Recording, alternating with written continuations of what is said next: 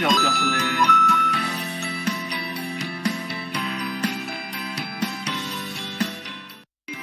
to EF Indonesia Kids and Teens.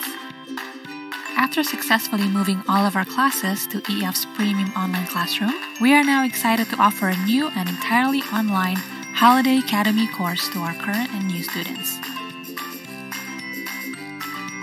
Storytellers is a short, intensive course in which children will sharpen all their skills through interactive and engaging lessons, games, and activities, all based around stories and nursery rhymes. In Storytellers, children can add to their vocabulary by learning new words, sentences, and songs, improve their reading skills, and build their confidence in speaking English.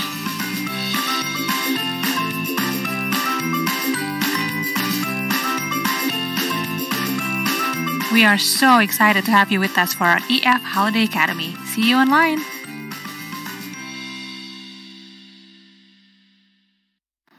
Let's see if you're right. No, not quite. Okay, gotta be your turn.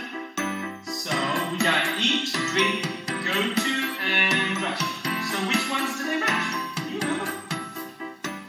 Let's see. Okay, so, what's number one?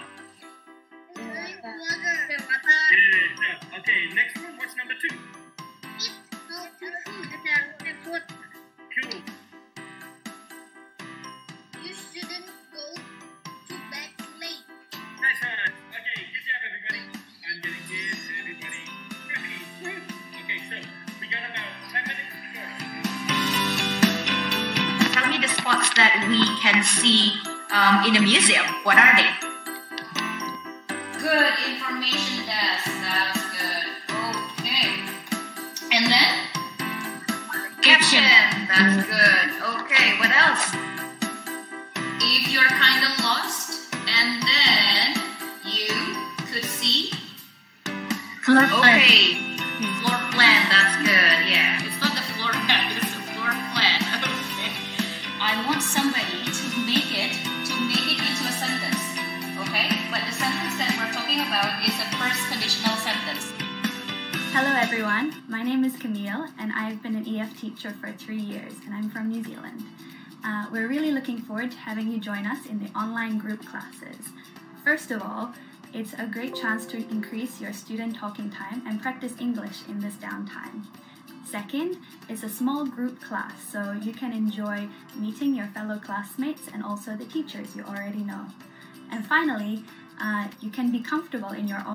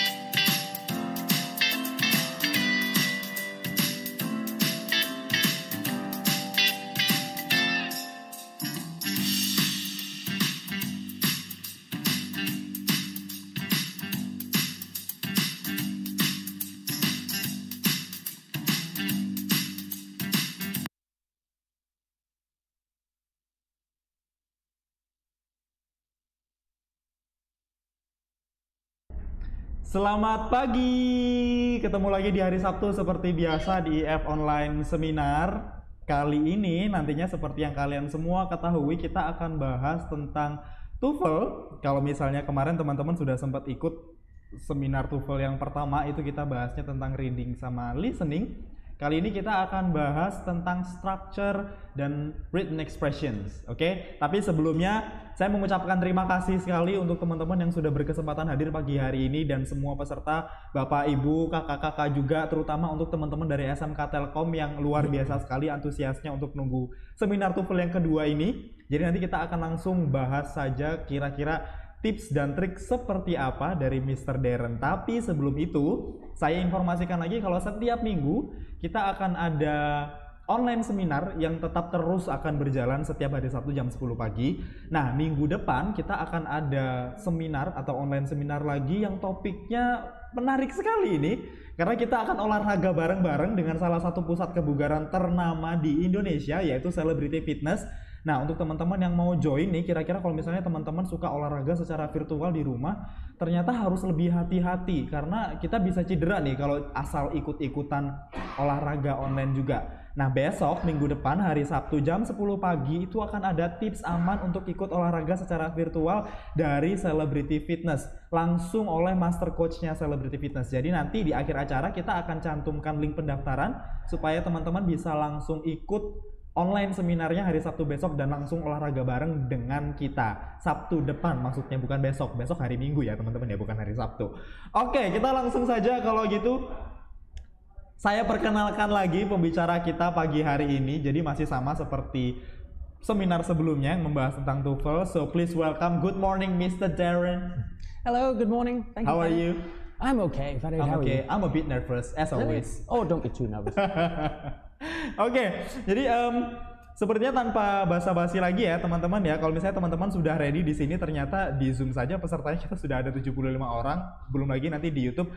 Untuk teman-teman yang ada di Zoom dan di YouTube, saya ingatkan lagi nanti untuk mikrofon peserta kita akan menonaktifkan semua. Tapi untuk kamera kalau misalnya teman-teman mau nyalakan kami persilahkan. Dan selama acara berjalan nanti, kalau misalnya teman-teman ada pertanyaan yang ingin disampaikan baik di Zoom maupun di YouTube, teman-teman bisa langsung sampaikan saja di kolom chat box yang tersedia di sebelah kanan kalau ada yang di YouTube. Kalau misalnya yang di Zoom, teman-teman bisa langsung klik chat box-nya saja. Dan nanti kalau misalnya teman-teman tertarik nih dengan program-programnya dari EF English First, akan ada kejutan untuk kalian semua di tengah-tengah acara sebelum acaranya selesai. Oke, jadi stay tune terus sampai acaranya selesai. Oke, so maybe we can start right now, Mr. Darren. Okay, let's start. Okay, let's start with the first slide then. Okay. Thank you for joining, everybody. I don't know how many joined the first seminar. Those of you who did will remember the listening and reading, and remember it was very long. So today, hopefully it will be a bit shorter, and we just want to focus on the structure. Having said that, I will quickly review the tips that I gave you about listening and reading, but if you want a deeper look, please go back and look at the really long seminar from a few weeks ago. If we can look at the first slide, the thing I'd like to point out for the structure and written expression is the time it takes for the test. You'll see on your screen that it takes 25 minutes and you need to answer 40 questions. Ideally, it's nice to have 5 minutes left at the end to kind of check your answers, make sure you haven't missed anything. So you should be aiming to answer 2 questions per minute, okay, which is 30 seconds per question, and it's not a huge amount of time, okay? So keep that in your mind while we go through the seminar, and remember, you can't spend too much time on one question. Before we look at the structure, let me quickly go back and mention the listening and reading. If we can move to the next slide. And you can quickly go through all of these tips straight away. You'll see the most important thing for reading is simply to read more, okay? Read as much as you can.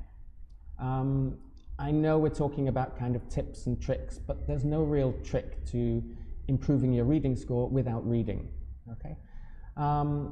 If you look at the other tips, you'll see building your vocabulary is important, but especially academic English, because remember, TOEFL is a test usually for people who want to go and study abroad.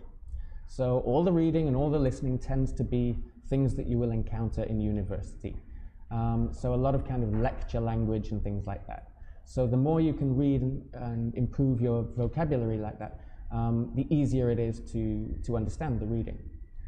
I'm not going to talk about it too much because I spoke a lot about it in the previous seminar, but study discourse markers. And what I mean by that are words which show you what is about to come up, either in speaking or writing. For example, however, very simple words like that, which show you to expect a contrast, or to expect extra information, or to expect blah, blah, blah, blah, blah. Either look at the really long seminar from before, or just go online and study discourse markers, okay? And the final one, which I'll say loads of times today, never leave an answer blank, okay? There is no penalty on the TOEFL test for a wrong answer. It's 0 points for a wrong answer and 0 points if you leave an answer blank. So there is no point leaving an answer blank, okay? Oke, jadi ini yang diingetin sama Mr. Darren kalau misalnya teman-teman kemarin sempat ikut online seminar yang membahas yang di part yang pertama itu, ini Mr. Darren hanya mereview kembali bahwa ada beberapa timetable yang memang perlu teman-teman ketahui di setiap sectionnya untuk TOEFL terutama ITP ataupun IBP.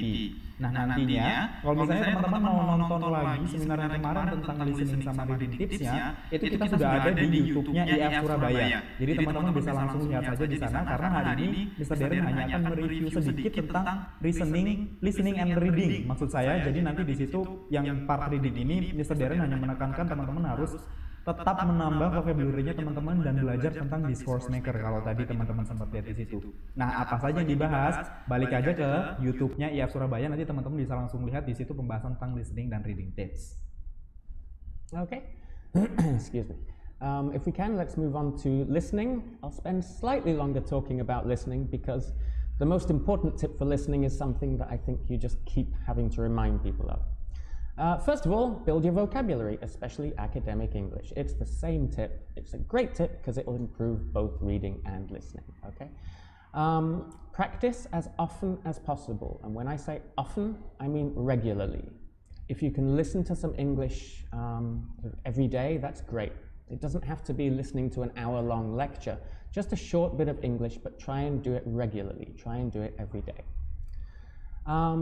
Also, you'll see if our slide starts working. Can you go to the next one? Try to listen to English from a variety of sources. Don't always listen to the same English. And try to focus more on what I call TOEFL English, which is, again, academic English, the kind of English that you're going to hear in the test. This doesn't mean that it's bad to practice listening with songs and TV shows. It just means that you need as much variety as you can get with the different things that you listen to, and please try and listen to at least some of the more boring stuff, the academic stuff and things like that. This one's really important for the ITP, which is don't panic, let it go and refocus. And the reason it's important for the ITP is because the first part is 30 short conversations. And even for native speakers, it's almost impossible to focus and catch everything in 30 very short conversations like that. So you're bound to miss one or two things. There are also going to be some difficult ones that you think, oh my God, I don't know what they mean. If that happens, guess an answer, and we'll look at the best answer to guess in a moment. Guess an answer, forget about it, and listen to the next conversation. Don't keep looking back at things because then you'll miss things coming up. Oke, ini sedikit ada input ya untuk teman-teman yang memang mikrofonnya belum sempat di-mute, kami mohon bantuannya untuk di-mute dulu mikrofonnya. Mungkin dari teman-teman IT ini suaranya memang sedikit echoing di peserta, jadi mungkin bisa dibantu sedikit karena beberapa sampai sekarang masih echoing suaranya, jadi mungkin bisa dibantu. Ini mungkin sambil Farid remind lagi ya teman-teman ya, kalau misalnya tadi yang diingatkan oleh Mr. Darren adalah jangan pernah membiarkan lembar jawaban kalian itu kosong, karena memang untuk TOEFL sendiri itu tidak ada syarat ketika kalian membiarkan itu kosong terus kalian dapat poin. Jadi kalau misalnya kalian biarkan itu kosong, maka nilainya kalian akan tetap kosong. Berbeda mungkinnya kalau misalnya teman-teman tahu yang berlaku di Indonesia salah ataupun teman-teman kosong itu dapat skor tapi tidak berlaku untuk TOEFL. Jadi sebisa mungkin teman-teman kerjakan saja. Kalau memang ternyata di situ teman-teman masih ragu, langsung saja kerjakan soal-soal yang lain dan lupakan soal-soal yang tadi, karena kalau memang sudah selesai dikerjakan ya sudah. Jadi paling tidak teman-teman sudah bisa berjalan. Oke, ini suaranya sudah nggak echoing lagi ya teman-teman ya. Jadi untuk teman-teman yang hadir sekali lagi di mute dulu mikrofonnya. Nanti kalau memang ada interaksi langsung untuk tanya jawab dengan Mr. Darren, kita akan bantu untuk unmute. Oke? Continue. Okay. If we look at the next slide, it looks as though I've got lots of different tips for the ITP listening. Sorry, go back to the previous slide. That's it. It looks like I have 4 different tips. Honestly, they're really basically the same tip. So I'll speak about them quite quickly. You need to look for restatements. And what I mean by that is a different way of saying something with the same meaning. Therefore, answers that contain a lot of the words on the paper that you heard on the audio are usually wrong. The correct answer will be an answer that has lots of different words that you didn't hear, which convey the same meaning. All right? Therefore, you should be looking for answers which are synonyms of what the people said and paraphrases of what the people said. And if you just have no idea, if you didn't understand the short conversation, you think, oh, I don't know, then when you're guessing an answer, don't guess the answer that sounds like what you heard on the audio. Guess the answer usually that sounds, just with sound, sounds the most different, okay? Because often that will be the correct answer and the meaning will be the same as what you heard on the audio.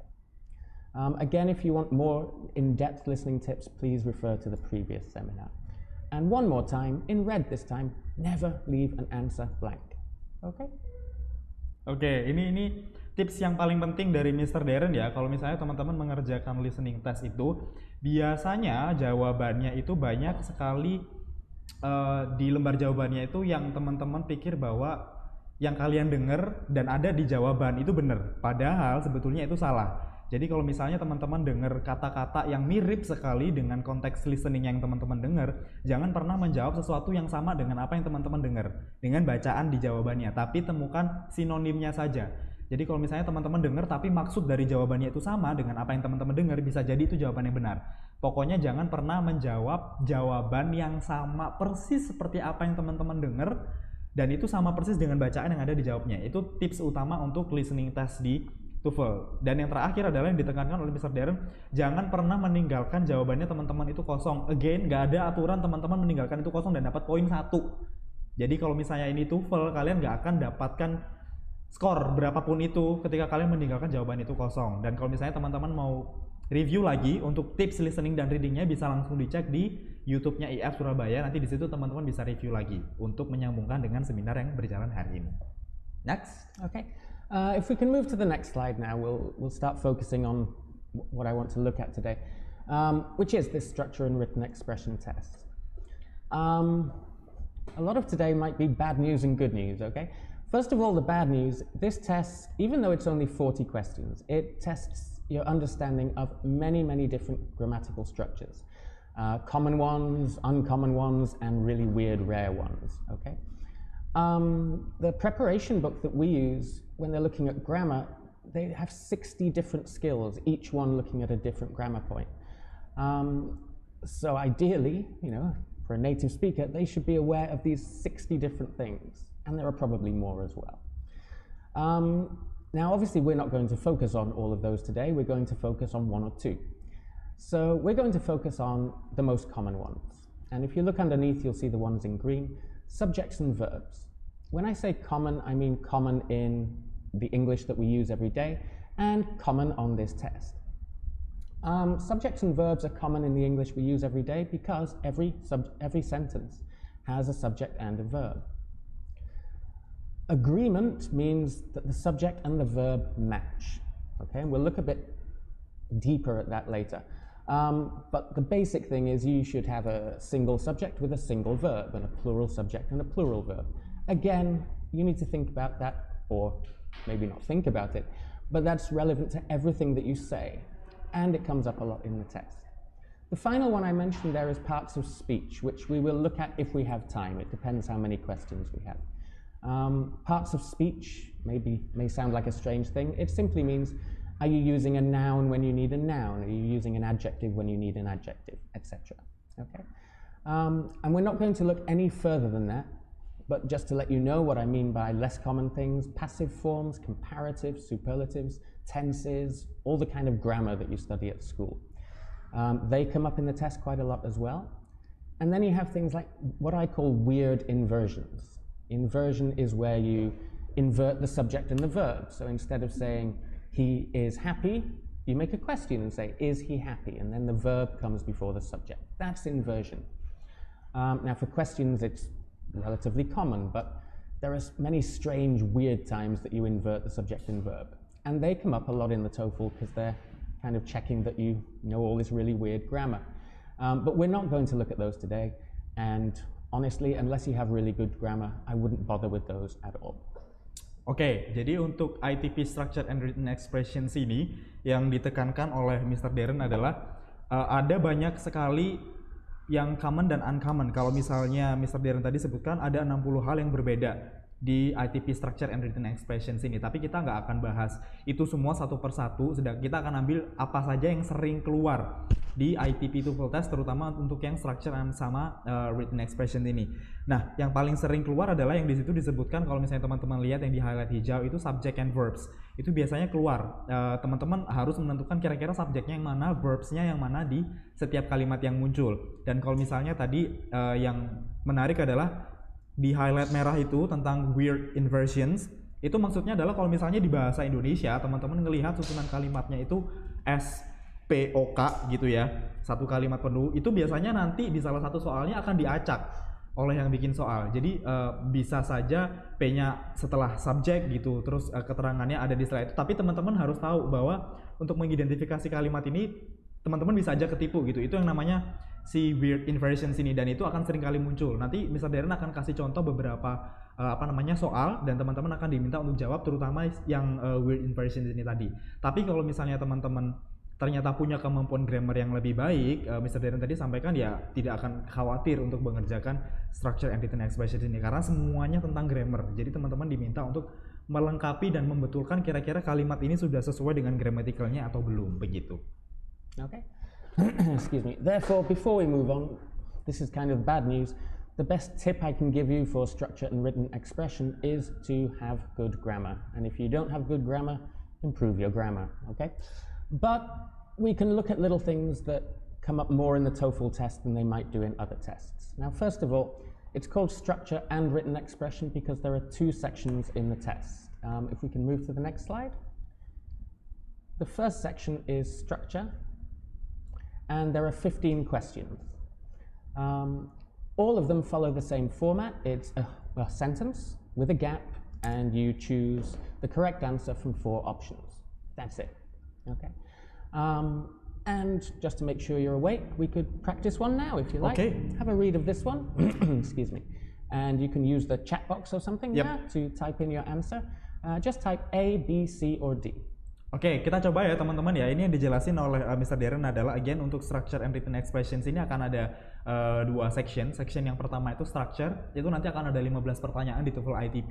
Dan kalau misalnya kalian mau improve untuk structure and written expressions ini lebih baik, tips yang pertama adalah mengembangkan kemampuan grammarnya teman-teman. Jadi kalau misalnya teman-teman ternyata dirasa kurang grammarnya, harus terus berlatih untuk meningkatkan grammarnya. Sekarang kita coba latihan dan sudah ada yang menjawab ternyata di chat box. Teman-teman yang di YouTube juga boleh ikut ya. Teman-teman yang di YouTube nanti akan dibantu oleh tim yang di sini untuk menyampaikan kira-kira lebih banyak mana nih jawabannya, A, B, C, or D. Nah, ini salah satu contoh pertanyaan yang memang nanti akan muncul di structure.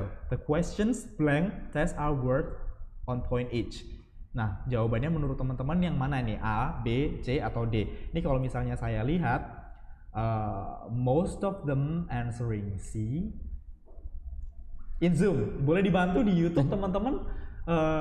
Belum ada ya, belum ada yang respon ya. Oke, ya kita pakai yang di Zoom dulu. So everyone on Zoom mostly answering C. Awesome, Mr. Darren. Fantastic, well done. That means I have good news to give you. Your grammar is good and your answer is correct. Okay. The thing to look at here, quite frankly, is subjects and verbs, like we're going to look at later. If you look at that sentence, you've got the questions is subject, and then later you've got test are worth 1 point each, so you've got your verb as well. The problem with the other answers are you'll end up with double subject or too many verbs and things like that. I won't talk about it much because you just all got the right answer. So let's look at the second section of the test. Okay. The written expression, most of my students in the TOEFL classes that I teach say that this is the most difficult section. This time you have a full sentence and you have 4 sections of it, sometimes a word, sometimes more than one word, which are underlined. And one of those parts is wrong. What you need to do is find the bit which is wrong. Okay. Again, we can have a practice, have a read, a small amount of questions on the test may be answerable without reading the whole sentence. Please notice it's only the underlined bits that can be wrong. And as you can see, usually it's just one word, like amount, on, and answerable, but it can equally be more than one word, like whole sentence. Okay? So again, kali ini tentang sorry, kali ini tentang written expressions. Nanti akan ada 25 pertanyaan. Nah, sekarang teman-teman bisa jawab kira-kira dari satu kalimat penuh itu mana yang salah menurut teman-teman. A, B, C, atau D. Sekarang teman-teman bisa jawab di chat box kira-kira untuk pertanyaan yang kedua ini gimana. Nah, untuk written expressions ini kalau misalnya tadi Mr. Darren jelaskan adalah kebanyakan teman-teman hanya diminta untuk cari kata yang salah dalam satu kalimat itu. Nah, teman-teman masih dikasih kesempatan sama Mr. Darren untuk kalau misalnya kalian mau baca kalimatnya full untuk nemuin mana yang salah nggak apa-apa. Tapi kalau misalnya kalian mau baca langsung underline wordnya yang salah juga nggak masalah. Karena nanti akan dijelaskan langsung sama Mr. Darren. Dan biasanya di dalam satu soal itu nggak cuma satu kata yang dikasih underline, tapi ada 2 kata. Seperti yang di jawaban D itu kan ada 2 kata itu. Nah, biasanya kayak gitu a bit tricky kalau katanya Mr. Darren. Tapi nanti kita akan dengar penjelasan dari Mr. Darren kira-kira bagaimana. And most of them answering A, C, D, but most of them answering A. Most of them A, yeah? Most of them A. All right, well done, TOEFLers, absolutely. A is the correct answer. I assume if you said A, it's because you know that amount we use with uncountable nouns, but questions is countable. Therefore, the answer should be a small number of questions on the test. Well done. Oke, singkat aja ya. Kenapa jawabannya betul A? Karena amount is uncountable noun. That's right. Amount works with uncountable nouns. Oke, jadi teman-teman nggak bisa pakai amount gitu di situ ya. Kalau misalnya pertanyaan yang pertama tadi, jawabannya betul C, on the test are word, karena memang jawaban yang lain itu ada double subject ya kalau nggak salah di situ. Jadi misalnya jawaban yang lain itu salah, otomatis jawabannya betul adalah jawaban yang C. Tapi kalau untuk yang kedua itu betul karena memang penggunaannya untuk uncountable noun. Sorry, ini susah banget ya ternyata untuk nyebutinnya. Jadi otomatis jawabannya yang betul adalah yang A. Amount itu yang salah. Nah, ini teman-teman harus hati-hati. Nanti akan ada tips lebih lanjut kenapa teman-teman harus baca full kalimatnya dan nggak boleh hanya baca kalimat kata-kata yang memang dikasih garis bawah untuk nilai itu udah beneran salah atau enggak. Tapi kita dengerin lagi untuk jelasan Mr. Darren. Okay. Excuse me. Yeah, the reason I included this example is because it brings me to a tip that you will find pretty much anywhere if you're looking online for tips for this test. And you'll see it in many preparation books. The tip that they say is, for the written expression part, first you should only read the underlined parts of the question. Because sometimes you will see immediately that has to be wrong. Doesn't matter about the rest of the sentence, this is bad English. And that's true. And I think people recommend doing this because it can save you time. You know, if you look at B and it's a word like importantist, I think that's the example they usually use in the book. Importantist could never be correct. It's not a word. It should be most important. So if you see something like that, you go, ding, it's B, I don't need to read the sentence. So what I thought we'd do is have a little look. I've got 2 questions for you. They're from ITP tests, and what I've done is cover the parts of the sentence which are not underlined. So all you can read are the underlined parts. What I'd like you to do is what you've been doing here, type in A, B, C, or D, but only type A, B, C, or D if you're sure that that is wrong. If you want to read the whole sentence before you answer, then you can type E. Okay? Oke, boleh di next slide-nya dulu. Jadi ini sekarang Mr. Darren tadi ngejelasin sedikit nih. Kalau misalnya dari beberapa artikel yang Mr. Darren baca, tips untuk ngerjakan written expression itu kalian nggak perlu baca a whole sentences atau semua kalimatnya kalian baca. Kalian cuman perlu baca kata-kata yang dikasih underline gitu. Nah sekarang kita akan coba. Tips itu nggak salah juga menurut Mr. Darren. Bisa kamu pakai bahkan untuk memotong waktu kalian biar kalian bisa ngerjain itu lebih cepat. Tapi sekarang kita akan praktekkan apakah dengan kita hanya membaca kata-kata yang digaris bawahi itu tadi, apakah kita betul-betul bisa menemukan kata tersebut salah atau tidak. Nah, di next selanjutnya ini, di slide selanjutnya ini kita akan lihat nanti kalau misalnya ternyata teman-teman masih perlu baca kalimatnya secara full, teman-teman bisa tuliskan di chat box itu pilihannya E. Jadi akan ada pilihan A, B, C, D lagi. Boleh di next slide-nya. Nah, seperti ini. Kalau misalnya teman-teman sudah lihat, menurut teman-teman kata-kata mana yang salah dalam kalimat itu? Kalau teman-teman nggak yakin, silakan tulis di chat box-nya E. Tapi kalau misalnya teman-teman sudah yakin A, B, C, D itu jawabannya udah ada yang salah, langsung tulis saja jawabannya. Tapi kalau misalnya teman-teman masih perlu baca kalimatnya seperti apa, silakan ditulis E. Jadi kita akan coba tips yang pertama bahwa teman-teman tidak perlu membaca kalimat penuh, tapi hanya perlu membaca kalimat yang digaris bawahi. Okay, they are confident enough to answering without read a whole sentences, Mr. Darren. Okay. Most of them answering C. Oh, okay. So we've got mostly C for that one. Before I give you the answer, we'll look at one more. We'll have two of these. Can you bring up the next question? Diklik aja, nggak usah naik slide. Nah, oke. Okay. Same deal. Oke. Oke, yang kedua ada warna apa sih? Peach ya, dan hijau juga. Jadi teman-teman kalau misalnya mau jawab yang ini bisa dijawab juga. Jadi yang saat ini kita akan coba sebentar. Saya coba cut dulu. Saya kasih tulisan cut di chat box. Otomatis jawaban yang pertama sudah selesai ya. Dari saya sudah kasih tulisan cut. Jawaban yang bawah silakan. Yang hijau teman-teman jawab tanpa baca kalimatnya, tapi kalau misalnya teman-teman ragu silakan ditulis E untuk menampilkan kalimat penuhnya. At the end kita akan tetap tampilkan kalimat penuhnya sih, tapi teman-teman kalau misalnya belum yakin bisa ditulis aja E. For the second things, most of them answering A. Okay, great. So for both of these, we've looked just at the underlined parts and we've got our answer. Okay. Now let's have a look at the whole sentence. Can you click one more time and bring up the whole sentence for the peach one? Yeah. Now if you read this sentence again and you answered C, you might change your answer. You might do. I understand why many people said C, because usually we think, well, to will be followed by the base form and make the infinitive. So it's usually to learn, not to learning. Excuse me. However, there are quite a few expressions in English which use to with verb ing after it, when we're using to as a preposition. So here we have experimental psychologists have devoted more research. And if you devote time to something or devote research to something, you use the verb ing. Therefore, C is actually correct.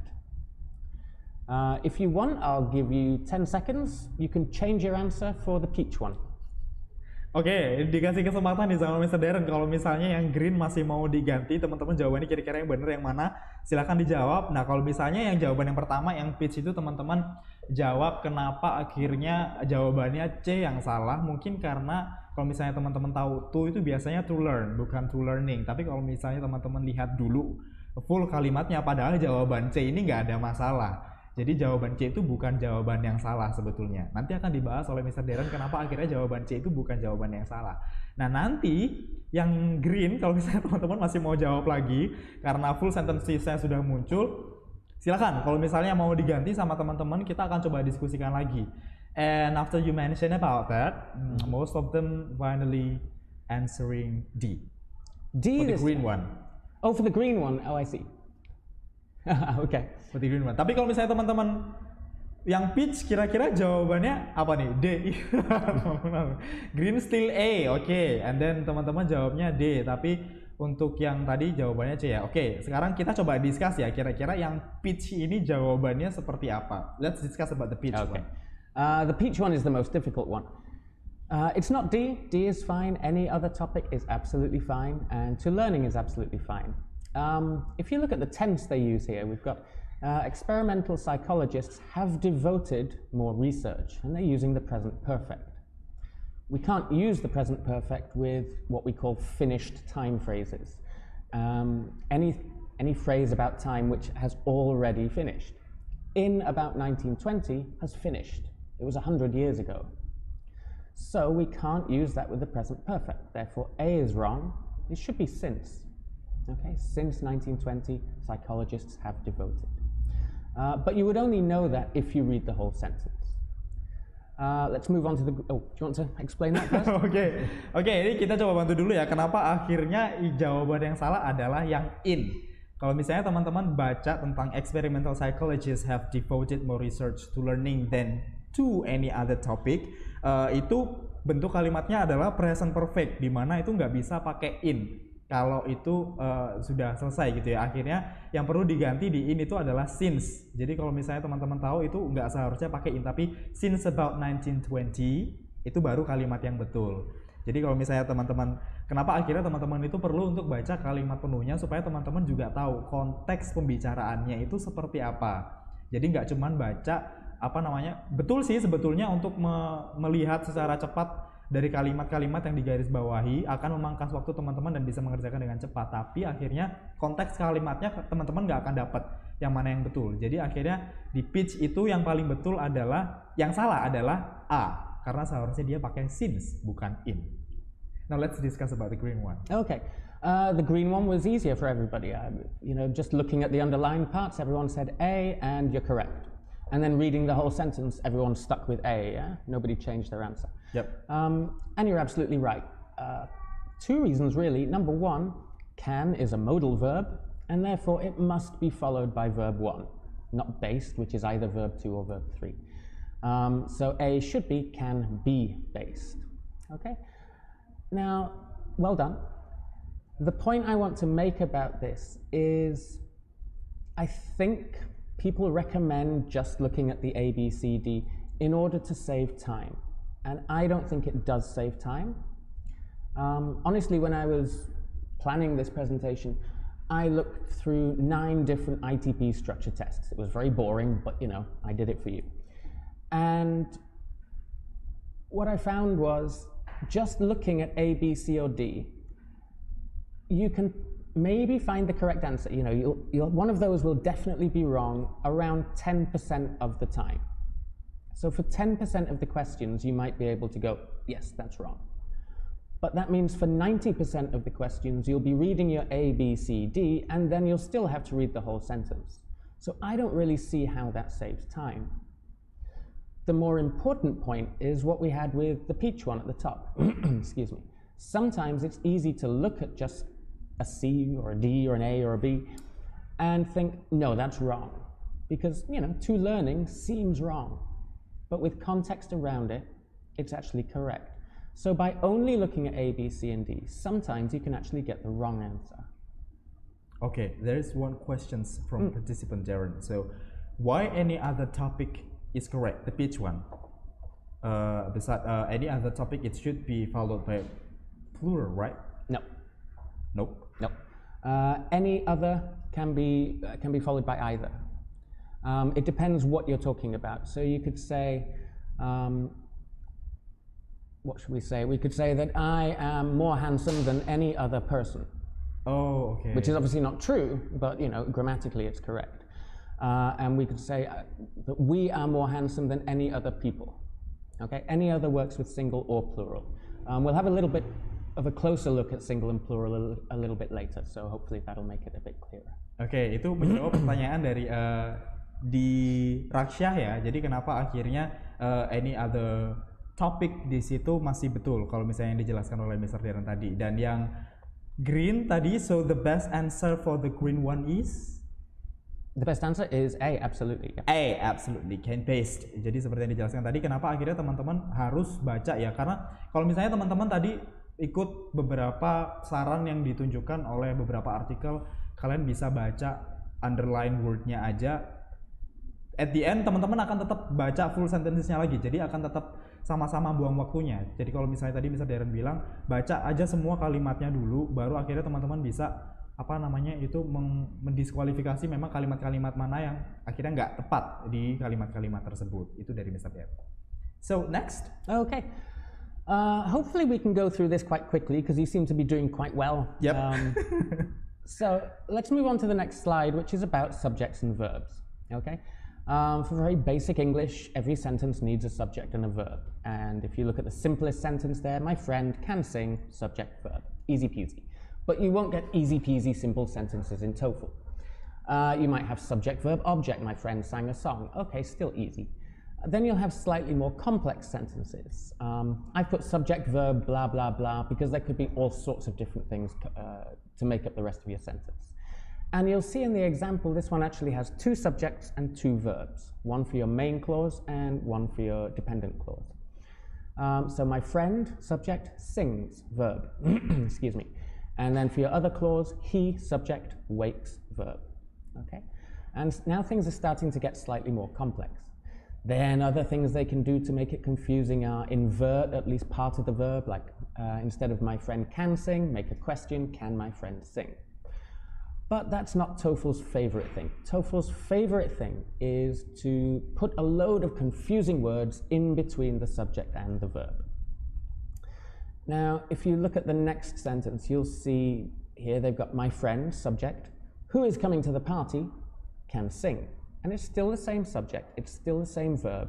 It's just that in the middle, they've got this extra stuff to try and confuse you. Now for this one, it's not so bad because they separate it with commas. So you look at it and think, okay, I can take that out. But you could make a similar sentence without the commas. Ooh, we've left one comma in at the end for that last one. I'm blaming you, Farid. Yeah, it's okay. It shouldn't be there. So imagine that's got no commas. My friend who is coming to the party can sing. And that can be really confusing. You've got 2 subjects, you've got 2 verbs, you've got my friend, subject, then this relative clause with another subject, who. Then you've got is coming, which is your verb for who. And then you've got can sing, which is your verb for my friend. And that's TOEFL's favorite thing, really messing up the subject and verb combination. Oke, jadi ini Mr. Darren ngejelasin sedikit tentang subject and verbs ya. Di setiap kalimat itu udah wajib hukumnya kalau ada subject and verb, dan ini dijelasin beberapa kali sama Mr. Darren kalau macam-macamnya ada itu. Contohnya seperti itu, dan sebelum 2 kalimat terakhir yang di bawah, yang di atas itu nggak akan, jarang sekali keluar di TOEFL test, tapi favoritnya TOEFL itu adalah 2 kalimat yang di bawah. Nah, ini yang disebut sebagai inversion tadi kalau misalnya teman-teman juga sempat lihat. Jadi subject terus ada kata-kata atau kalimat tambahan sebelum akhirnya nyambung ke verbs. Itu biasanya bikin teman-teman bingung ketika baca. Tapi kalau misalnya di yang pertama itu ada s bla bla bla the, itu masih bisa dipisahkan dengan koma. Teman-teman masih bisa mengidentifikasikan mana yang harus jadi subjek, mana yang harus jadi verb. Tapi kalau misalnya di contoh yang terakhir, itu harusnya nggak ada koma sih teman-teman. Jadi, my friend who is coming to the party can sing. Jadi satu. Nah, itu biasanya teman-teman akan bingung nih, nentuin subjeknya yang mana, nentuin verbnya yang mana. Karena bisa jadi ada beberapa yang di situ akhirnya teman-teman bisa nentuin, subjek aku yang mana ya, verbnya aku juga yang mana. Akhirnya bingung. Tapi kalau misalnya dikasih koma, teman-teman masih bisa nentuin. Nah, contoh yang terakhir itu yang paling sering muncul di TOEFL. Jadi teman-teman akan sering dibingungkan untuk menentukan yang mana subjeknya, yang mana verbnya. Nah, nanti kita akan bahas lebih lanjut sama Mr. Darren kira-kira gimana kita bisa bantu untuk nemuin masing-masing dari subjek sama verbnya itu tadi. Okay. Excuse me. There is one more thing that TOEFL will try to do to mess you up with the subject-verb thing, which is have lots of words that look like they might be your verb to go with your subject, but they're not actually the verb. So I thought we'd have a quick look at this, if we can go to the next slide. You'll see 4 sentences. You don't need to type anything in the chat box, but just have a look at them. All I want you to do is find the subject and the verb. And to make it super easy, I'll tell you right now, each sentence has 1 subject and 1 verb. Okay, we'll start with the first sentences then. Sorry, oh, you want to go straight away? Okay. Oh, it's okay. I thought we'd let them look at it first. Oh ya. Jadi teman-teman sekarang akan dipersilakan sama Mr. Darren untuk melihat nih beberapa contoh kalimat yang teman-teman lihat di screen.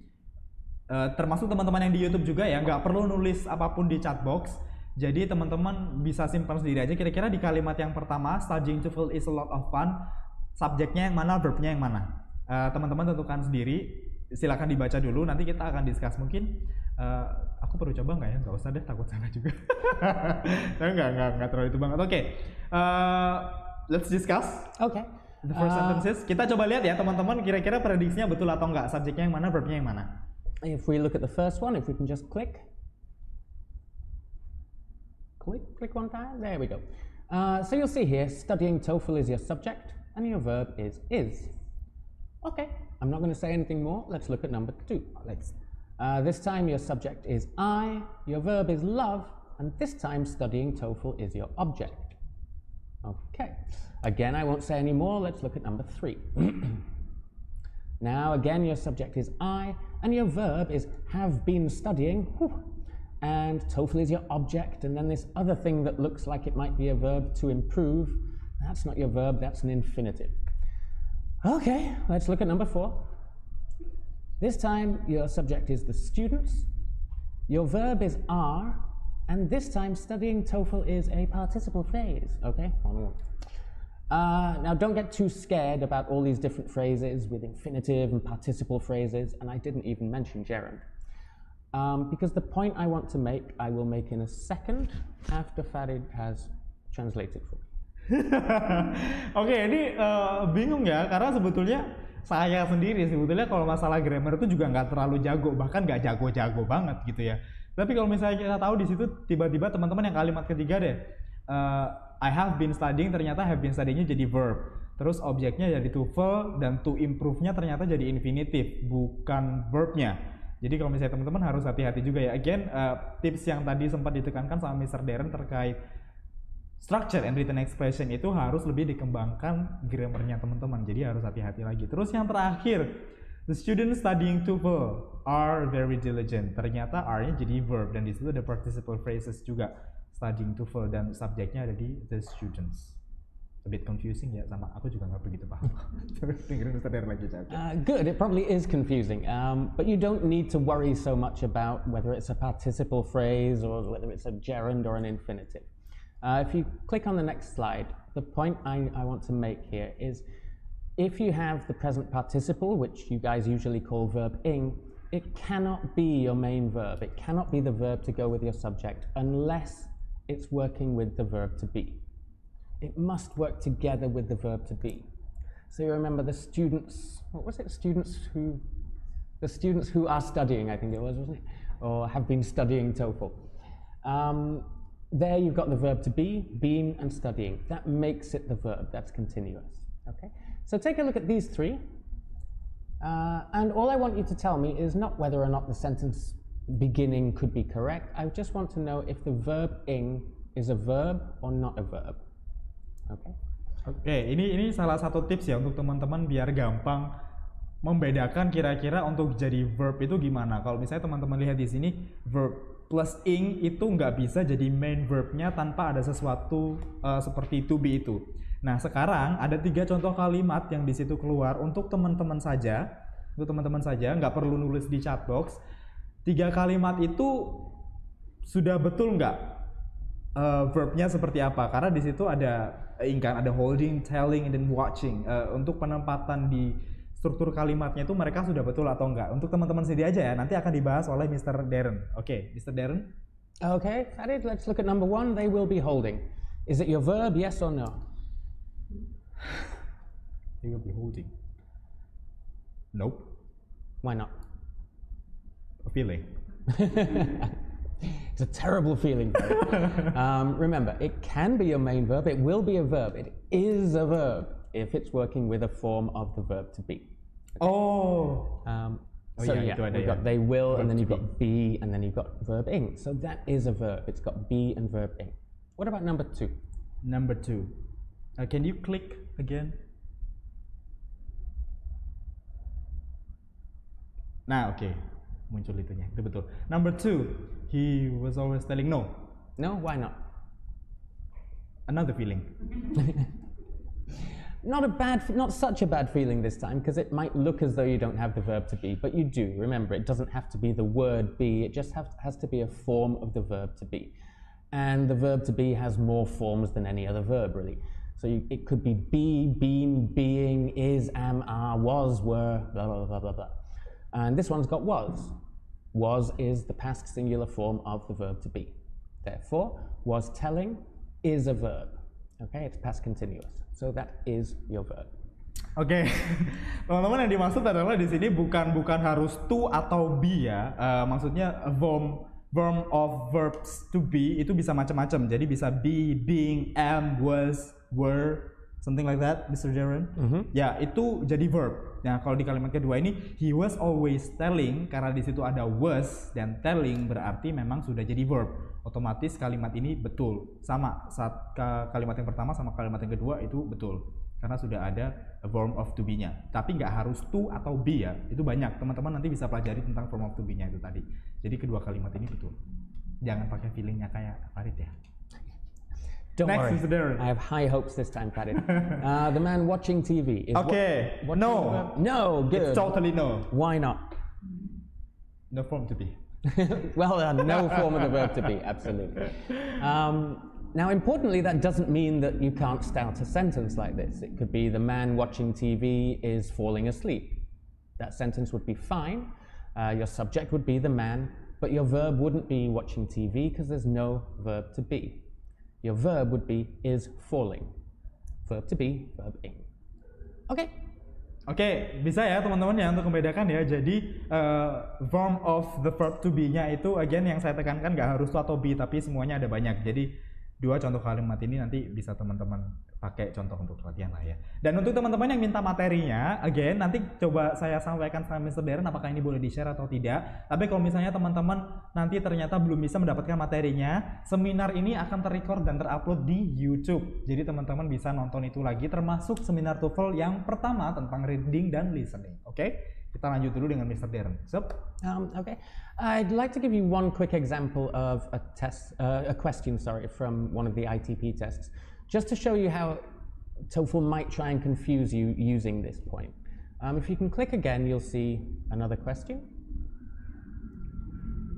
Okay, and as quick as you can, just type in the chat box A, B, C, or D. Oke, kali ini teman-teman bisa langsung jawab di chat box dari rumus ini tadi. Ini salah satu soal yang ada di ITP test yang diambil oleh Mr. Darren.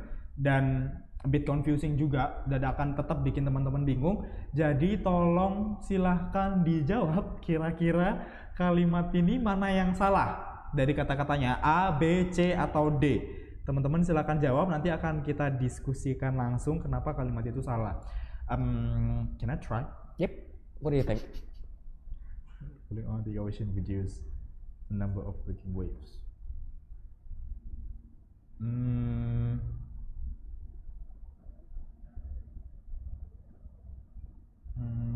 I don't know.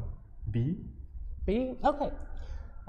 Absolutely. What are the other answers? What answers Okay. coming through? Most of them answering, this is on Zoom. D, A, and then C also, but Okay. mostly answering A. Mostly answering D, yeah? Yep.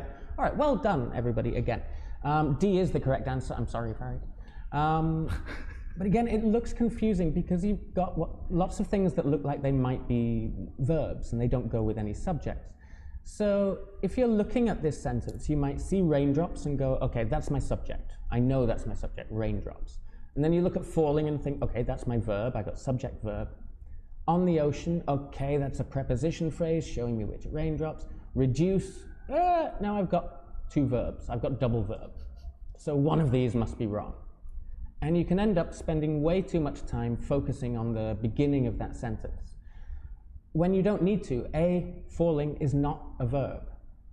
So you should look at it and go, raindrops is my subject, falling on the ocean, okay, that's a participle phrase, and my verb is reduce. That's fine. And then you get all the way to D and think roughness. No, it's not roughness water, it's rough water. And that goes back to the parts of speech that we mentioned earlier. They're using a noun here instead of an adjective. So it's that bit that's wrong, right at the end. Nothing wrong with these verb ings.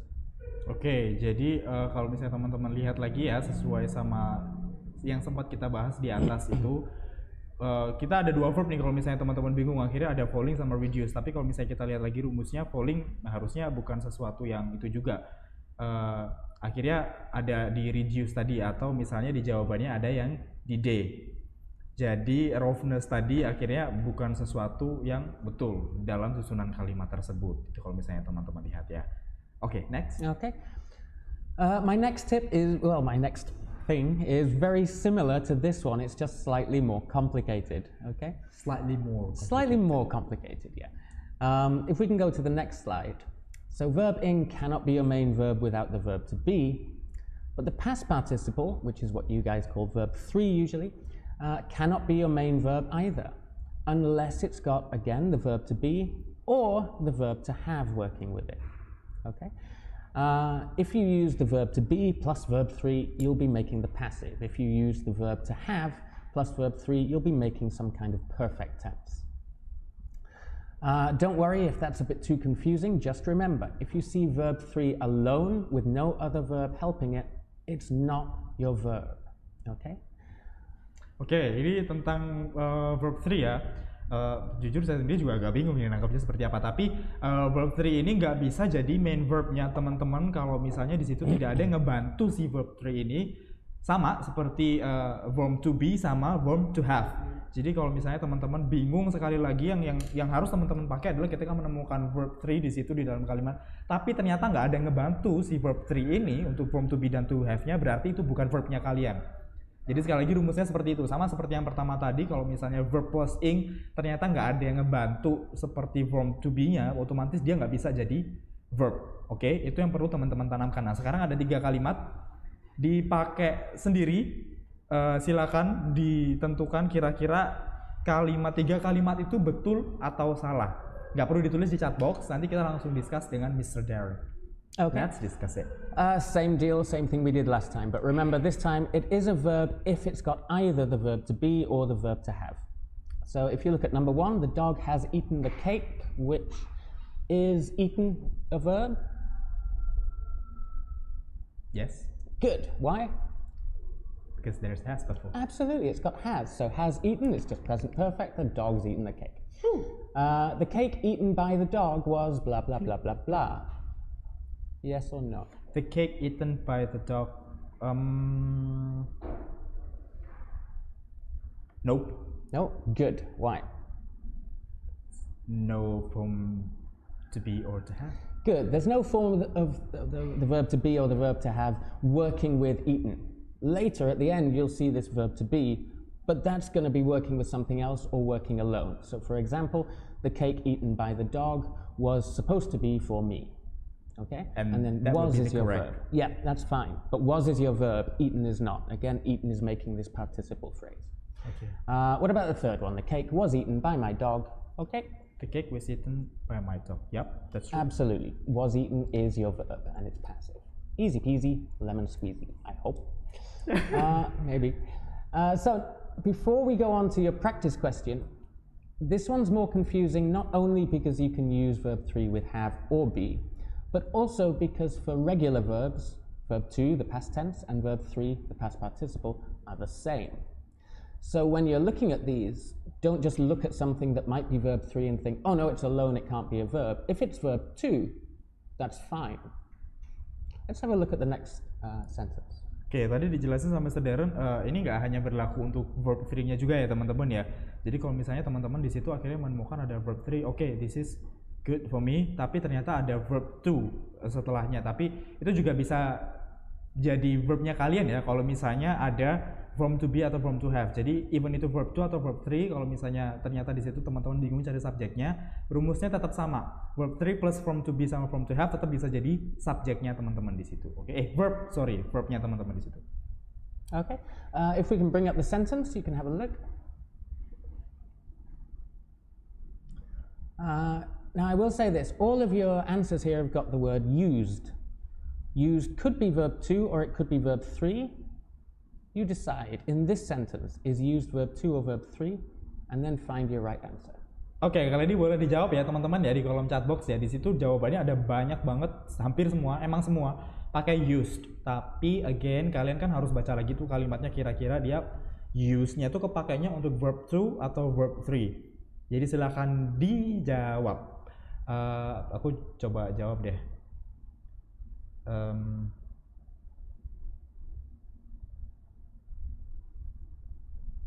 See? And what answers do we have in the chat box? Lots of C also. C's as well? Most well of done. them. Absolutely great. Good. The first thing to do when you look, C is correct.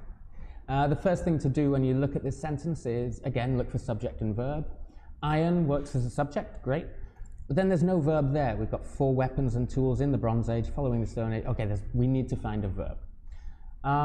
If you think about the word used, here it can't be verb 2, it must be verb 3, because nobody uses. People jump, people smile, people die, people eat, but nobody uses. People use a thing, okay? The verb must take an object, and there's no object here. So we know it's verb 3, so for it to be our verb, it must have the verb to be or the verb to have with it. Therefore, be and D are wrong. They wouldn't make you a verb. And then your choice is between is and was. Obviously, it's the Bronze Age and the Stone Age. It's a long, long time ago, so use the past form. C is correct. Well done. Good ya teman-teman ya. Jadi rumusnya sama seperti tadi, susah banget mau ngomong. Kalau misalnya teman-teman udah paham ternyata cara pakainya gimana, otomatis buat nemuin jawabannya juga bisa lebih gampang lagi. Tapi again tetap harus dibaca a whole sentences-nya dulu supaya teman-teman dapat kira-kira poin dari kalimat yang ingin disampaikan untuk bisa dijawab itu tadi seperti apa. Jadi jawaban yang benar memang jawabannya yang C. Let's continue. Okay. If you go to the next slide. Things to remember about verbs are just what I said, so this is just reviewing what I've just mentioned. The present participle, which is verb ing, must go with the verb to be if it's going to be a verb. And verb 3, the past participle, has to have either the verb to have or the verb to be, otherwise it's not working as a verb. Okay? And I added one extra thing in here, just because it's one of my favorite rules in English, because it's simple and it's 100%, there are no exceptions, and it does come up sometimes on the TOEFL test. If you remember the question right at the beginning, can-based is wrong, because can is a modal verb, and modal verbs always work with another verb, and the verb that comes after the modal verb will always be the base form, verb 1. That's it. That's the rule. If you're not sure what a modal verb is, there are 9 of them. See if I can remember. I never can. Can, could, will, would, shall, should, may, must, might. There we go. There are your 9 modal verbs, okay? And they always work with verb 1, so please just remember that. Okay, I think I cannot remember what you say about modal verb, but that's fine. No problem. That's fine. No problem. Okay, ini verb things to remember yang kita sempat bahas ya dari yang pertama tadi. Again, yang perlu teman-teman ingat adalah present participle verb plus ing tadi itu nggak akan bisa jadi verb utamanya teman-teman kalau nggak ada verb to be-nya. Jadi kalau verb ing teman-teman mau jadikan itu sebagai verb, harus ada yang bantu. Again ya, from to be-nya. Kalau to be-nya tadi itu banyak, jadi bisa be, being, am, was, yang kayak tadi itu banyak. Jadi teman-teman juga harus belajar tentang from to be-nya. Yang kedua adalah past participle atau verb 3. Itu juga nggak akan bisa jadi main verb-nya kalian kalau nggak ada yang bantu. Contohnya seperti verb to be sama verb to have tadi. Kalau misalnya kita discuss tadi, seperti yang sebelum-sebelumnya, teman-teman kan udah bisa pakai dan udah bisa jawab. Jadi harusnya teman-teman juga udah mulai bisa untuk mempraktekkan itu semua. Dan yang terakhir yang paling sering muncul adalah kalau misalnya teman-teman masih ingat tadi, yang pertama, can used, itu adalah modal verbs. Can-nya itu ada banyak banget seperti yang dijelasin sama Mr. Darren tadi, ada can, could, something like that, ada 20 tadi. Kalau misalnya Mr. Darren bilang itu nggak bisa diikutin dengan selain verb 1, karena kalau modal verbs di depan otomatis harus diikuti sama base-nya, base form-nya, yaitu verb 1. Jadi kalau misalnya teman-teman melihat ada kalimat can used, itu udah totally salah. Jadi harus ada verb 1-nya setelah modal verbs. Nah, banyak-banyaknya modal verbs ini apa? Teman-teman bisa cari tahu lagi supaya teman-teman bisa paham penggunaannya, kira-kira itu sudah benar atau enggak dalam salah satu susunan kalimat. Before we continue to our topic next, can I just explain about EF information? Absolutely. Oke.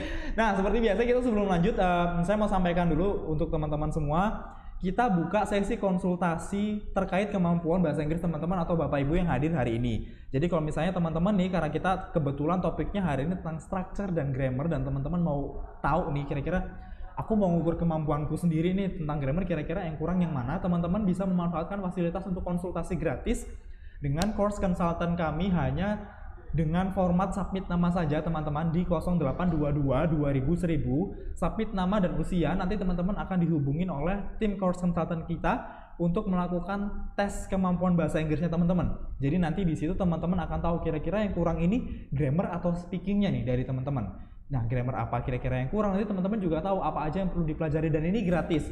Jadi bisa dimanfaatkan teman-teman semua untuk bisa langsung konsultasi dengan guru kita maupun course consultant kita. Submit nama saja, tinggal nama dan usia melalui WhatsApp, kirim ke 0822 2000. Nah, nanti kalau misalnya setelah konsultasi ternyata teman-teman cocok nih dan mau gabung sama IF untuk belajar bareng sama kita, again kita ada flash sale-nya kali ini.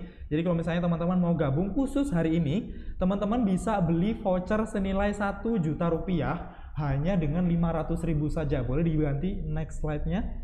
Jadi kalau misalnya teman-teman ternyata setelah konsultasi ngerasa cocok dengan program-program yang ada di IF, ternyata teman-teman mau join, langsung aja submit namanya juga di 0822 2000. Teman-teman bisa beli voucher 1 juta, voucher kursus 1 juta rupiah hanya dengan 500.000 rupiah saja yang bisa kalian gunakan untuk berbagai macam jenis pembayaran. Again, ini hanya untuk 5 orang pertama teman-teman. Jadi submit namanya dulu saja, Bapak Ibu yang juga hadir di sini untuk pembayaran selanjutnya mungkin ini bisa digunakan untuk semua pembayaran. Langsung submit namanya dulu, nanti kita akan telepon gimana cara menggunakan voucher tersebut. Cukup 500.000 rupiah saja teman-teman sudah bisa dapat voucher senilai 1 juta yang bisa digunakan untuk semua jenis pembayaran. Submit namanya dulu di 0822 2000. Nanti kita akan jelaskan kira-kira bagaimana cara menggunakan vouchernya. Nah, seperti yang sempat saya sampaikan di awal, setiap minggu kita akan ada online seminar juga, dan Sabtu minggu depan kita akan ada online seminar dengan salah satu pusat kebugaran terbesar di Indonesia, yaitu Celebrity Fitness. Kita akan olahraga bareng nih. Nah, buat teman-teman yang sering kali ikut kelas online terkait olahraga, ternyata juga harus lebih hati-hati. Karena kalau misalnya kita cedera, itu kadang juga nggak tahu nanganinnya seperti apa, karena biasanya persiapannya kita di awal kurang. Nah, Sabtu minggu depan kita akan bahas nih kira-kira tips aman seperti apa untuk olahraga di rumah terutama dan secara virtual dengan Celebrity Fitness. Nanti di akhir acara kita akan bagi link pendaftarannya juga ya teman-teman ya, supaya teman-teman bisa langsung daftar dan dapat tempat juga, karena besok itu tempatnya kita terbatas langsung dengan master coach-nya Celebrity Fitness. Kita olahraga bareng hari Minggu. Hari Sabtu minggu depan maksud saya. Kita akan olahraga bareng di situ dengan teman-teman dari Celebrity Fitness. Alright, let's continue our topic. Mr. Darren, what do you want to explain again? And don't panic everybody, we're nearly done. The last thing I want to talk about is subjects and verbs. As I mentioned, and one of the viewers, yeah? Is agreement. And remember, that's about your verb and your noun matching up. First of all, let's look just at subject and verb matching. Remember, judging by your grammar so far, I'm sure you all know, I play, he plays. So, I play, agrees. He plays, agrees. If I say, I plays, that's disagreement, okay? That's a bad verb to a subject. That's what we mean by agreement. So, if you look at your screen, see these 3 sentences. Have a look at them, and we'll go through them one by one, and what I want you to do is look at the subject and the verb and decide, is the sentence correct or incorrect? How do we want to do that in the chat box? C or I guess. C for correct, I for incorrect. Okay, yeah, that's right. Okay, hold on, Mr. Darren. Teman-teman, sudah bisa dengar suara Mr. Darren lagi nggak kira-kira? Boleh dibantu respon ke saya mungkin? Mr. Darren, can you check your sound again, please? Yes. Can you hear me? Hello. Hello. Oke, dari Zuhair sudah bisa dengar ya ternyata ya. Hold on, Mr. Darren. Let me help you with this. Okay, thank you. Hello, hello. Hello. Saya kurang bisa dengar sih suaranya Mr. Darren memang. Boleh pakai. Oke, check again, Mr. Darren. Okay, hello, hello. Check, check, check. Yes. Oke, teman-teman udah bisa ya suaranya ya. Alright. Sekarang tentang, so we discuss about agreement.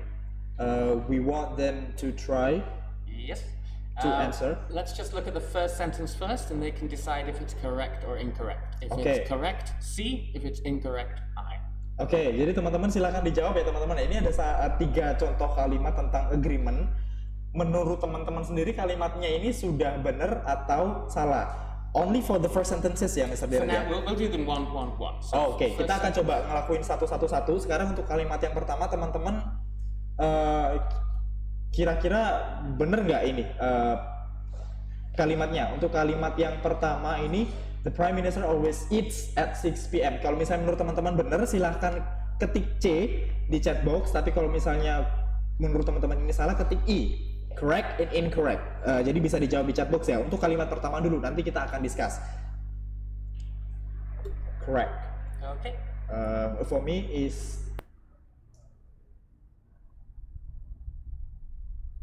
incorrect. Incorrect? Why incorrect?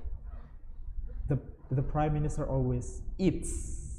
I don't think that we need use S after it. Okay. We do need to use S. Whether the Prime Minister is a male or a female, that would either be he or she. It's one person. Oh, okay. So you would put your S on your verb. Okay. So the first one, if you said correct, everybody, well done. It's Yeah, correct. Everybody answered correct. Let's just check. Can you click one time? Oh, There's your subject, there's your verb, and one more time. One more time. Just so we get a nice thumbs up. Yay! Okay. What about sentence number 2? Again, have a look and just type C or I. Oke, untuk kalimat yang kedua teman-teman, kira-kira correct atau incorrect? C or I?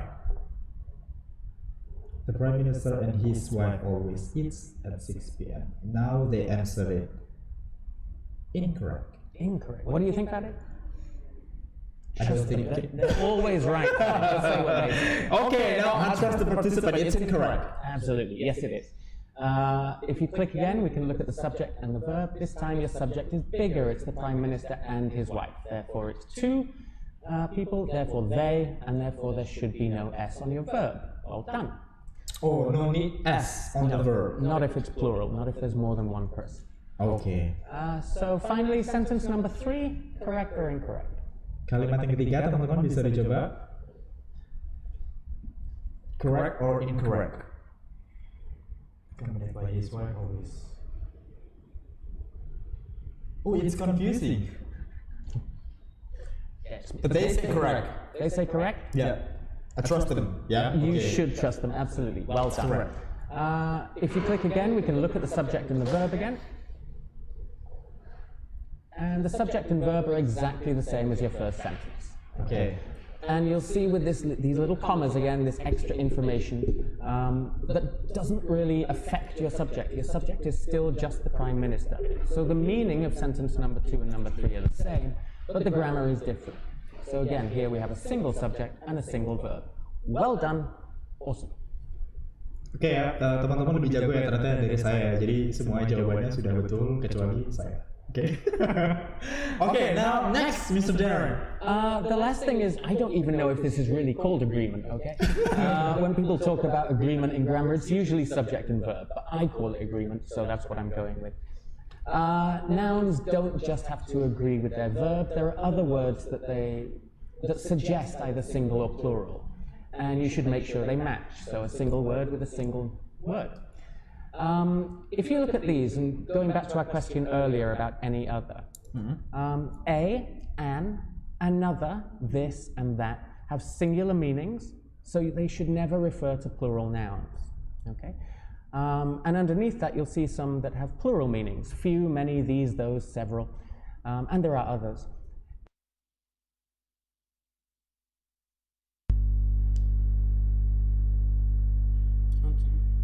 Okay. Check your sound, Mr. Darren. Hello, can you hear me? Oke, teman-teman masih bisa dengar suaranya Mr. Darren nggak kira-kira? Boleh dibantu responnya mungkin, Mr. Darren, can you check your sound again? Yes, hello, check. 1, 2, 3, 4, 5. It's too far, they say, the sound. Everybody loves TOEFL. Oke, kita coba benerin dulu ya teman-teman ya, suaranya Mr. Darren dulu ya.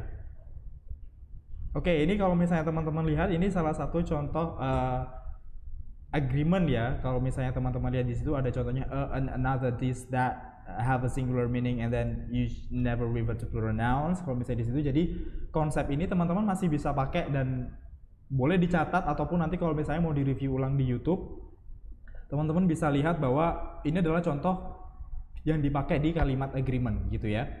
Oke, Mr. Darren, can you check your voice again? Yes, how's this? Do you want me to shout, hello? How's that?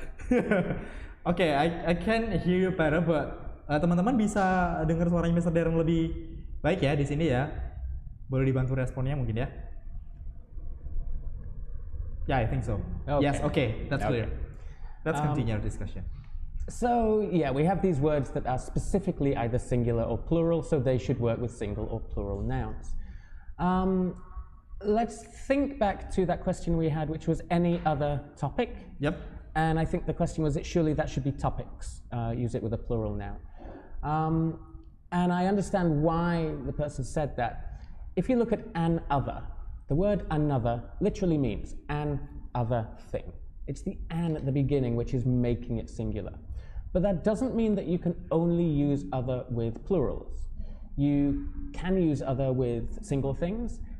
And with this any other, if you think about how we use any, we can use it with both. We can use it with single, countable, uncountable, plural, okay? I might say there isn't any person who understands this. I might say there aren't any people who understand this, and both would be okay. So any doesn't have to go with single or plural. Other doesn't have to go with single or plural, it can go with both. But another must go with singular. Another must go with singular. Oke, jadi teman-teman itu tadi konsepnya kalau misalnya tadi masih ingat ya di depan tadi sempat dibahas kok any other topics itu dibetulkan gitu ya, karena memang again konsep kalimatnya disesuaikan lagi. Tapi kalau misalnya itu mau dipisah-pisah lagi, another itu harus sama singular. Another beda dengan any tadi yang seperti dijelaskan oleh Mr. Darren. Oke? Next. Okay. The very last thing I want to do before we move to questions is give you one more TOEFL question. We've had some that I think you've been finding quite easy. This one's slightly more difficult. So if we can click to the next slide. Oh, okay. Oh, I missed this one, didn't I? Okay. Oh, I thought that was so easy. Sorry, I forgot about the slide. Okay. Just have a look at these and tell me if you think they're correct, okay? Again, let's do the first one first. Passing the TOEFL test will make you a happy people. If you think correct, C. If you think wrong, I. You've got 5 seconds. Okay, 5 seconds. Kalimat yang pertama, teman-teman. Silakan dijawab correct or incorrect. 1, 2, 3, 4, 5. Passing the TOEFL test will make you a happy people. Incorrect? Okay, what are people saying? Incorrect. Incorrect, well done, absolutely. Why? Because people is plural and A is singular. So you can't put them together. And it is worth remembering that some plurals might not look like plurals. You know, you've got child, children, person, people, man, men, etc., etc. But here you could change it either way, really. You could say passing the TOEFL test will make you happy people, no A, no problem. Or you could say passing the TOEFL test will make you a happy person. That would be fine as well, as long as you've got single with single or plural with plural. Oke, ini rules yang simple ya teman-teman ya. People itu plural. Jadi kalau misalnya di situ kalian pakai A, otomatis salah karena A itu kan kayak menggambarkan satu aja, tapi people kan banyak. Jadi teman-teman bisa ganti itu sebagai passing the TOEFL test will make you happy people atau will make you a happy person, not people. Jadi bisa diganti maininnya di situ. Jadi nggak harus ngilangin A-nya, tapi bisa tetap stay A-nya, tapi people-nya yang diganti. Seperti itulah ya. Okay. If you look at number 2, again, 5 seconds, C or I. Number 2, C or I. Ya, untuk Handi Wijaya betul, itu harus person kalau misalnya pakai A, tapi will make you happy people juga bisa jadi tanpa A. 1, 2, 3, 4, 5. I forgot to count. Yeah, don't worry. Okay, the answering C. C, absolutely. Correct. Nothing wrong with this. Let's have a party after this is all finished. It doesn't even say what this is talking about. We don't know what this is. Maybe we're talking about this seminar. But this is singular, is singular, therefore it's fine. Well done. And finally, number 3. Number 3, silakan 5 detik dari sekarang, correct or incorrect. 1, 2, 3, 4, 5. These tips are most useful than another ones. Incorrect? Incorrect, very good. And I'm sure everybody said incorrect. Yeah, absolutely. it's incorrect. Another, like we said, is singular. Ones is plural, therefore it's wrong. Okay? So without S. Without S, yes. Another absolutely. one.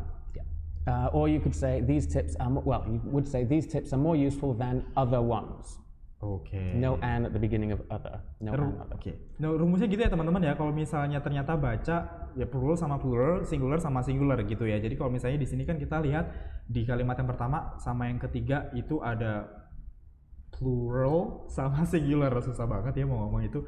Jadi maininnya kalau misalnya mau ganti tinggal diganti-ganti aja. Again, another itu singular. Jadi nggak bisa pakai s di belakang one. Bisa diganti dengan another one gitu ya, atau other ones. Other ones, yes. This one should be other ones because you're comparing these tips, which is plural, so you compare it with these Ya, other ones. jadi harus pasangannya seperti itu. Next, Mr. Okay. Dale. Okay, now we can go to my uber scary question from the TOEFL. If we go to the next slide. This is quite a long sentence. How long should we give them? 20 seconds? 20 seconds, yes. 20 seconds. Have a look at it. A, B, C, D, that's it. And can you put my scary face on the slide? There we go. Ini kalimatnya panjang ya teman-teman, jadi bisa coba dijawab sama teman-teman. Kira-kira kata-kata mana yang menurut teman-teman di situ salah? And there is one questions about last questions. How about others? Others? Yep. Okay, after this one we'll look at that. Okay, we'll discuss about that. Yeah. Dijawab dulu teman-teman, silakan. Kira-kira yang salah A, B, C, atau D. Ini kalimatnya jadi lebih panjang nih. Jadi dan ini salah satu soal tersulit yang diambil sama Mr. Darren di salah satu contoh soal TOEFL ITP. Untuk this is a written expressions one, right? Yep. Jadi silahkan dijawab kira-kira yang salah yang mana. 20 detik ya tadi harusnya ya. Oke, kita coba itu.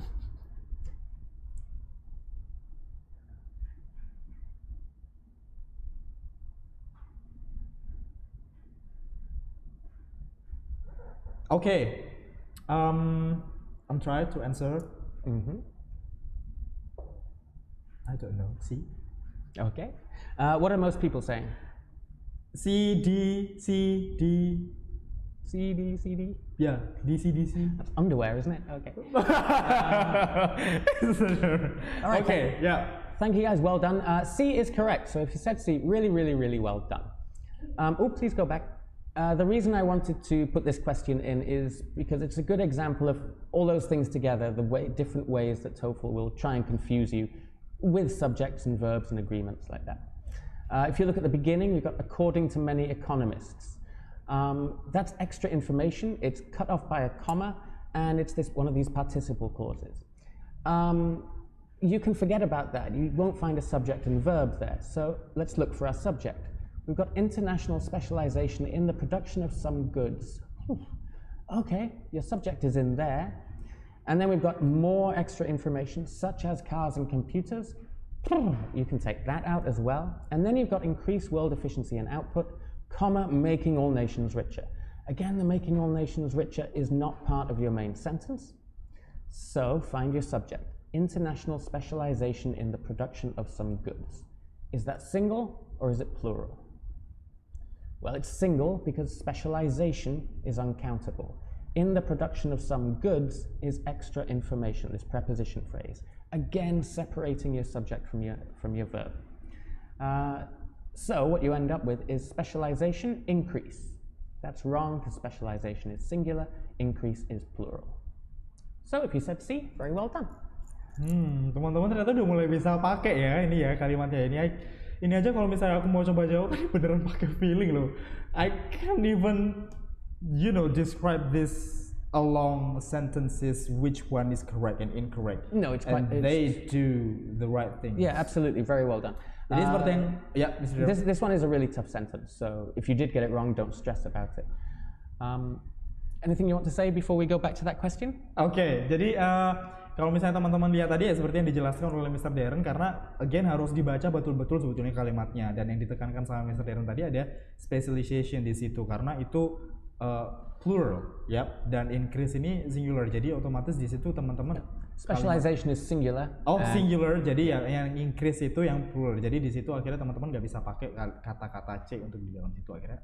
So it should be increases. Yeah. Increases harusnya, jadi harus disamakan. Karena yang ini kan teman-teman nggak bisa ganti, otomatis harus menyesuaikan kalimat yang sudah betul di situ. Jadi otomatis yang salah yang mana nih? Increases harusnya seperti itu. Nah, menjawab dari salah satu pertanyaan tadi ya, kalau dari pertanyaan sebelumnya tadi ada yang jawab, how about if we use others? I think that was in reference to one of the sentences. So could we go back 2 or 3 slides just to where that... Slide sebelumnya bisa dibantu di slide sebelum ini. Yep. This one, yeah. These tips are more useful than others. Yes. Absolutely fine, yeah. Others is plural. It just means other tips. It's a shorter way of saying it, and it's absolutely fine. Yeah, it's great. Boleh, nggak apa-apa ya teman-teman ya, karena memang di situ kan cuma ngasih tahu kalau these tips are more useful than others, nggak apa-apa gitu. Jadi kalau misalnya itu memang ada pilihannya, tapi kan di sini teman-teman harus tahu kira-kira kalimat itu betul atau salah dulu. Nah kalau misalnya teman-teman tahu seperti ini kan ada 2 jenis plural and singular itu tadi, jadi otomatis harus sama. Kecuali kalau misalnya teman-teman disuruh mengganti kalimat tersebut ke kalimat yang betul, jadi boleh pakai others. Otomatis nggak pakai another one atau other one yang kayak gitu tadi, itu nggak bisa. Tapi kalau mau ganti boleh pakai others, oke? That's fine. Okay. That's all I want to say, really. Have a little bit of time for questions. Oke, ini teman-teman kalau misalnya ada yang mau ditanyakan juga ya teman-teman ya, teman-teman bisa langsung tanya aja, tulis di kolom chat box, terutama untuk teman-teman yang ada di YouTube juga. Kalau misalnya ada pertanyaan yang ingin disampaikan untuk Mr. Darren juga, nanti teman dari tim akan bantu untuk menyampaikan pertanyaannya ke kita. Nanti kita coba bacakan dan kita coba diskusikan sekalian dengan Mr. Darren juga. There is one questions about last questions. Okay. How is international specialization is a singular? Oh, we discussed it before. Specialization here is uncountable. That's why. Uncountable, so it's singular. Uncountable nouns will be treated as singular. Gitu, jadi akhirnya yang belakang tadi increase-nya nggak bisa dipakai karena itu plural, jadi harus ganti increases begitu. Terjawab ya untuk Kak Raffi Putra ya. Nah, kalau misalnya teman-teman masih ada pertanyaan atau misalnya nih setelah ini ternyata teman-teman baru terpikirkan pertanyaannya, nanti boleh aja ditulis di komennya YouTube atau di kolom chat box. Nanti kita akan coba jawab pertanyaan-pertanyaan teman-teman yang masuk. Kita akan buatkan konten-konten yang bisa teman-teman saksikan, entah itu nanti di Instagram ataupun di YouTube. So, any other things you want to add? Karena ini sudah materi terakhir dari Mr. Darren terkait structure and written expressions juga. Jadi mungkin kita dengarkan dulu pesan-pesan dari Mr. Darren juga. Well, I think maybe if we go to the next slide, which is just saying what we said last time.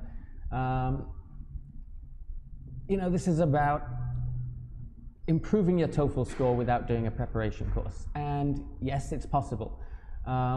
Improving your TOEFL score without doing a preparation course is possible, but improving your TOEFL score without doing any preparation is not. And as I said last time, if you don't want to take a course for whatever reason, it's important that you put the hours in and you put all the work in. Now, I mentioned before, there are kind of 60 skills or something looked at in our preparation book. And we've looked at what, 2 or 3 maybe? We've barely scratched the surface of it, okay? And I'm not going to do lots of these every week, so if there is something specific about the grammar that you'd like us to focus on, then mention it, and if lots of people want the same thing, then maybe we can do a little podcast on it and something to help you. But you are going to have to put the work in yourselves and focus on all these different little things that the test is going to look at. But good luck, I'm sure you'll be fine. Oke, good luck ya untuk teman-teman ya. Misalnya tadi kalau misalnya Mr. Darren bilang bisa teman-teman belajar tentang untuk meningkatkan kemampuan TOEFL-nya teman-teman. Kalau misalnya teman-teman belum berminat untuk join ke lembaga kursus manapun misalnya, tapi untuk increase skornya sendiri memang ada beberapa hal yang perlu teman-teman pelajari di lembaga kursus. Jadi gitu, kalau misalnya tadi Mr. Darren sempat jelaskan, kita mungkin di satu buku itu akan ada banyak banget grammar yang perlu kita pelajari, karena again untuk TOEFL ini kita fokusnya juga ke grammar seperti itu. Nah, kalau misalnya nanti teman-teman ada grammar-grammar tertentu yang teman-teman bingung nih dan teman-teman perlu contoh spesifik untuk teman-teman tahu cara penggunaannya bagaimana, teman-teman nanti bisa tuliskan di kolom survei. Nanti link survei akan dibantu teman-teman kirim ke chat box, teman-teman bisa isi kira-kira teman-teman mau topik seperti apa nih yang bisa kita kembangkan, entah itu terkait nanti dalam bentuknya podcast ataupun online seminar seperti ini.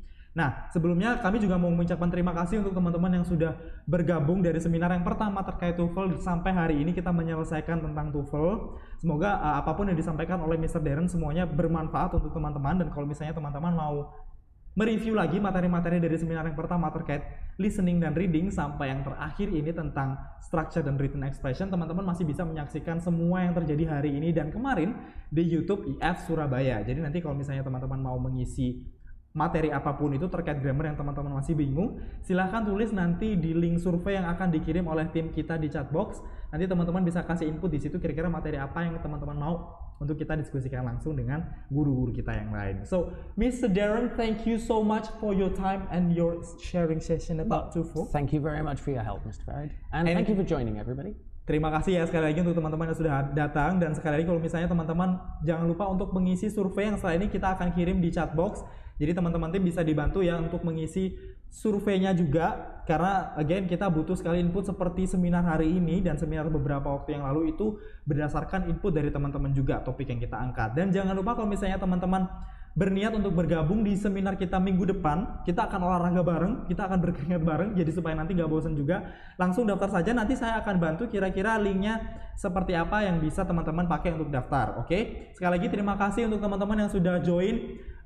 Kami mengucapkan mohon maaf juga kalau misalnya dari saya selaku pembawa acara dan Mr. Darren kalau misalnya ada salah-salah kata ataupun perbuatan yang selama kita seminar ini terjadi, mohon maaf, dan sampai jumpa di seminar-seminar selanjutnya. Kita akan ketemu lagi di seminar-seminar minggu depan ataupun yang lain. Again, jangan lupa untuk isi surveinya, tetap jaga kesehatan, patuhi protokol kesehatan dimanapun teman-teman berada, dan sampai ketemu di online seminar selanjutnya. Thank you Mr. Darren and see you guys. Bye-bye.